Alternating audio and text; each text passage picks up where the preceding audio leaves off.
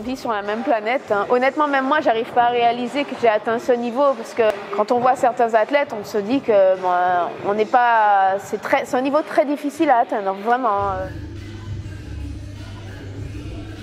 Les CrossFit Games, c'est la compétition mondiale du CrossFit, c'est-à-dire c'est la dernière étape, l'ultime étape des compétitions. En fait, il y a différentes compétitions et on grimpe les échelons et c'est la dernière étape. Là, c'est comme si on allait aux Jeux Olympiques pour faire le championnat du monde, pour représenter son pays. Voilà. J'ai commencé juste par plaisir, vraiment, je prenais plaisir à faire des entraînements en équipe, donc on appelle ça WOD Team au CrossFit.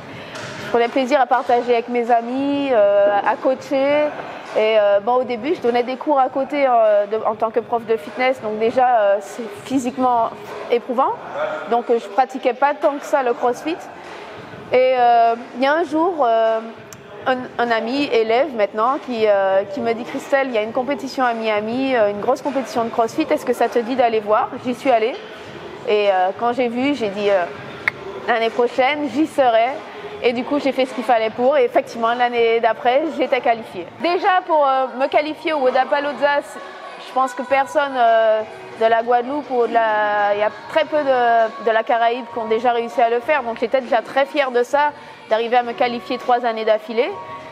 Et là, les Games, j'espère que ça va en motiver plus d'un et que je ne serai pas la seule femme guadeloupéenne à y aller et que la Caraïbe va me suivre dans cette aventure très prochainement, j'en suis sûre, parce qu'il y a quand même de bons athlètes qui arrivent. On a fait des dossiers de sponsoring pour avoir des aides. Malheureusement, ce n'est pas un sport qui est fédéré et qui n'est pas reconnu comme sport de haut niveau. Donc au niveau de la région tout, ça passe pas trop.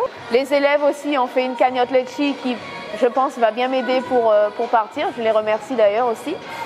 Et après, on va faire ce qu'il faut pour y aller parce que c'est tellement le rêve d'une vie et un aboutissement que je ne sais pas si ça arrivera 2 fois dans ma vie. Donc on va se serrer la ceinture pour y aller.